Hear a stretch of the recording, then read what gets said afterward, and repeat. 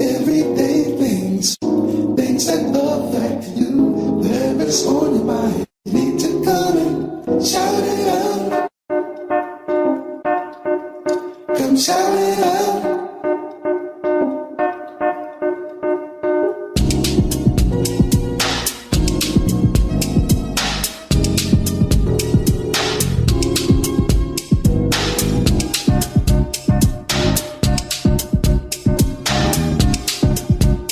This is Allyn Moody. I'm at Shout Out Chicago on YouTube, and I got Gregory Buford on the phone right now. And Greg, you there? Yes, sir. Yes, sir, Mr. Moody. I'm calling you to ask you of your opinion of this coronavirus, COVID-19, and the effect that it have on your life and your family, and try to get an idea from your perspective. What do you think? Well, hey, man, I think it's a very tragic situation that's going on. I think of it as a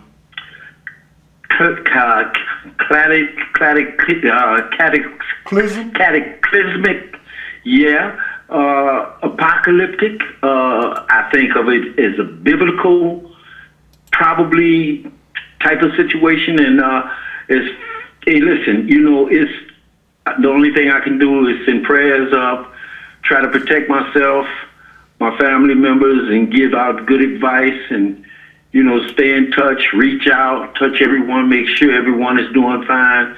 Are you still able to go to work? Am I still working? Yeah, are you still able to work, or are you at home, or? Yeah. I'm working, and I work at the VA up in Milwaukee. Oh, with the veterans. With the veterans. Say that again, sir? You with the veterans? Yes, sir. Okay. Yes, sir. Okay. Zablocki, Clement Zablocki of Veterans Memorial Hospital. It's a 45 acre facility, quite large. I think it's the third Veterans Hospital that opened, and Abraham Lincoln came, as a matter of fact, and donated, dedicated the first building on the premises. Okay.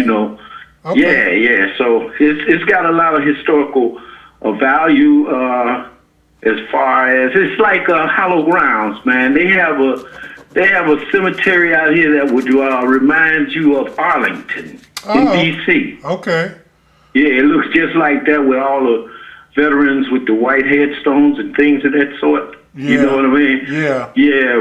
You know what I'm talking about, how they have it rolled out. You almost considered a first-line responder.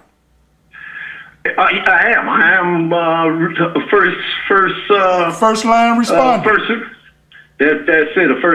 I work in logistics. Okay. You know what I mean? And that's supplies, and we supply all the departments in the hospital. I mean, surgical, GIGU, operating room, all the departments that has anything to do with running the VA facility, we supply everything. You know what I mean? Yeah. The feeding machines, everything. You know what I'm saying? So, yeah. So Greg, we do it all, and the whole 45 acres. Okay. So Greg, when this virus first came out, how did you feel about it? What was your first reaction?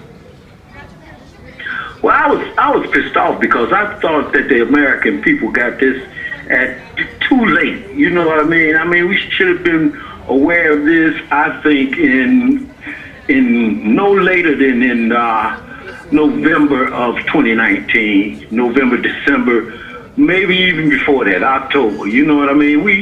The intelligence were trying to give this guy, the so-called commander-in-chief, all the information that they had about what was going on over in China. And hey, listen, everybody knew it was coming this way. They've been talking about a pandemic for years. You know what I mean? Mm-hmm. Bill Gates even talked about it, 5 years ago? And so similar right here, Right. to what's happening right now, man. I think it's a shame.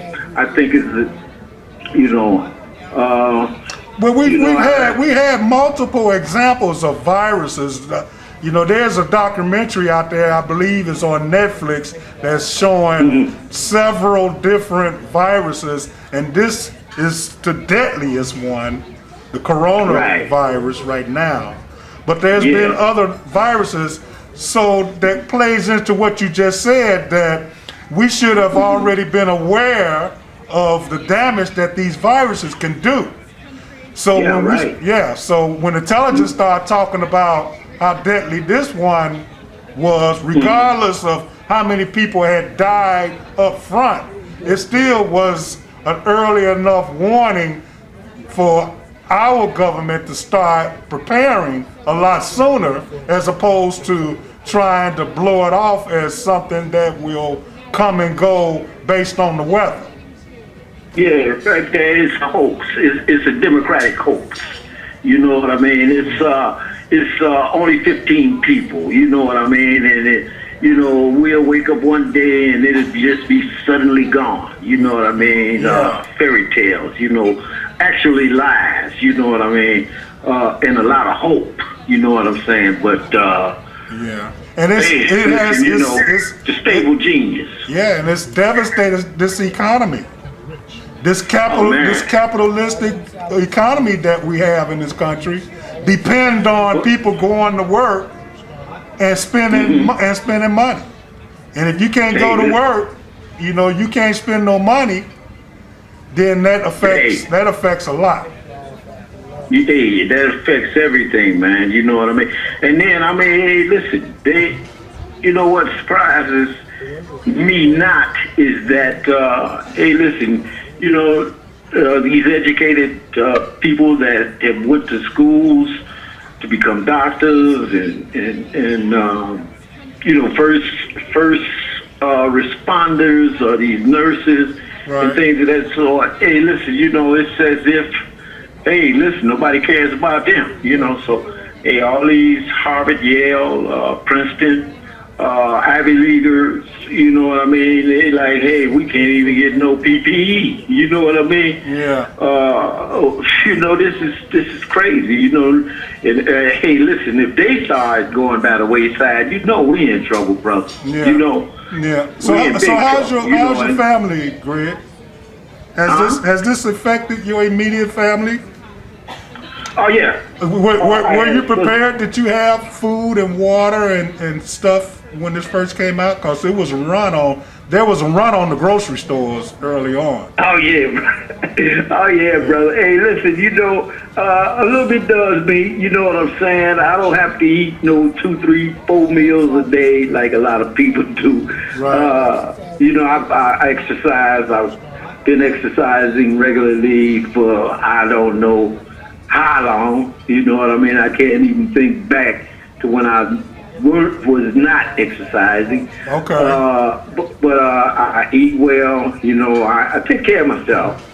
And but as far as food is concerned, I have plenty of groceries.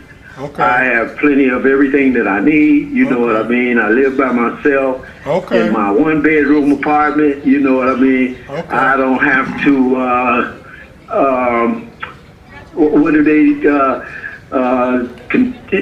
So you're disciplined already as far as being social, and not necessarily feeling like you got to touch somebody within the week or something.